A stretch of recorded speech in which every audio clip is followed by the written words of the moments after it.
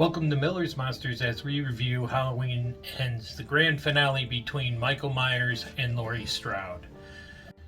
The story takes place 4 years after the bloody conclusion to Halloween End, and it starts off with Corey, who has been hired to babysit an 8-year-old child on Halloween, and against parents' directions, he lets him stay up and watch a monster movie. And the child is a little rambunctious and wants to play games and does a little game of hide and seek with Corey and ends up locking him in an attic. And Corey busts out, knocks the kid over a railing to his death. So this ostracizes Corey. And throughout the movie, we see Corey's descent into madness to the point where he was going to be killed by Michael Myers, or the Shape as they referred to him in this movie, but Michael saw something in his eyes and let him survive. And the rest of the story, we see Corey's downfall into madness, as every time he tries to forget the past, people bring it up. And he is befriended by Allison, Laurie Strode's granddaughter, and they kind of fall in love, and they go through being ostracized together, her for being a survivor and him for being looked at as the freak or the killer of a child.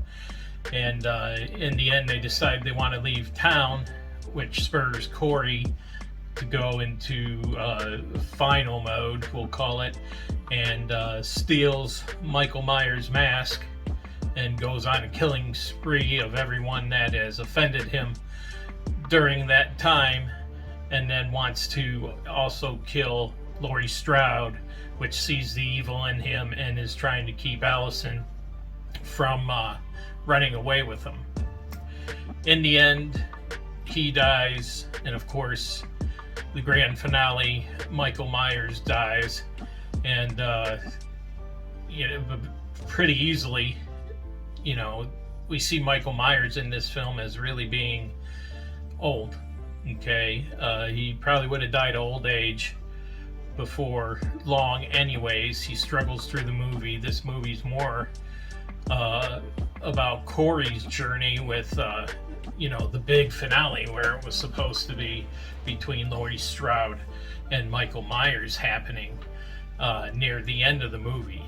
So, and even that, Michael gets a few kills in this movie, 1 or 2, as him and Corey teamwork throughout the film, dispatching of, the people that did Corey or Allison wrong.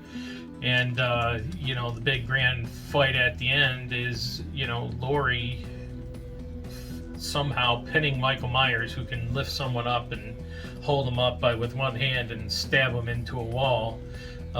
Laurie, being elder herself, is able to subdue him, pin him down, and eventually have him bleed out by cuts from Laurie. And then the big funeral procession, which is held at right after the killing, so the town can heal. They parade them through town, and everybody gathers, and Michael Myers is put into a car crusher, and that is to have ended the curse. So what did I think of this movie? Well, besides some good kills in this movie, there were a few, nothing that would make a top 10 list or anything. It was a bit disappointing after being with Halloween for over 20 years now. It was a letdown. The big ending to this, was supposed to be the big fight between Laurie and Michael Myers, and really that amounted to the last 5-10 minutes of the film. It was more the Corey story, and for most of the film I said, okay, this is a 2-hour pass down to Corey to carry on the Halloween franchise, and of course, Laurie Strode, or Jamie Lee Curtis, ends up killing him at the end. Or no, I'm sorry, she wounds him, and Michael Myers ends up killing him at the end to get his mask back.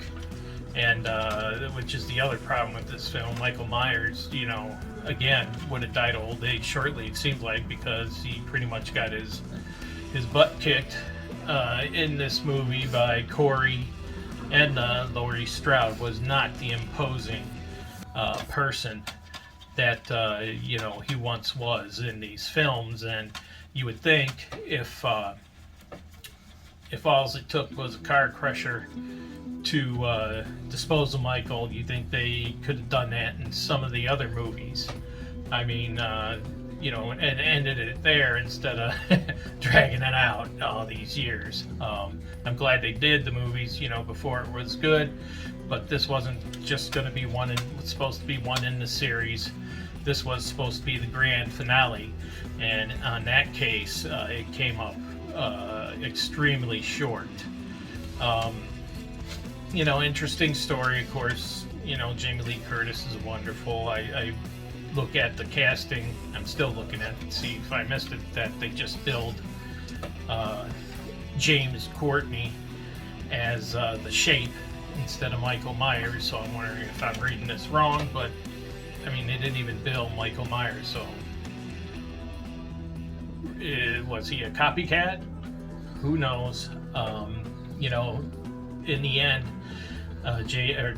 Laurie Strode was writing her memoirs, and in the end, you know, she states, to paraphrase, "Evil never dies, only changes shape."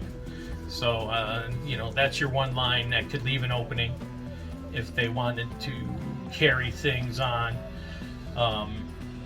But you know, I can't. As for the big thriller, I can't recommend it for that. It's just another par story in this franchise, so I'll give it a 2.5 out of 5. If you liked what you saw, please hit that like, subscribe, ring the bell. Don't miss another review and other coming attractions. In 1 week we start Ed Warren's contribution to the horror industry. Thank you, and I'll talk to you later.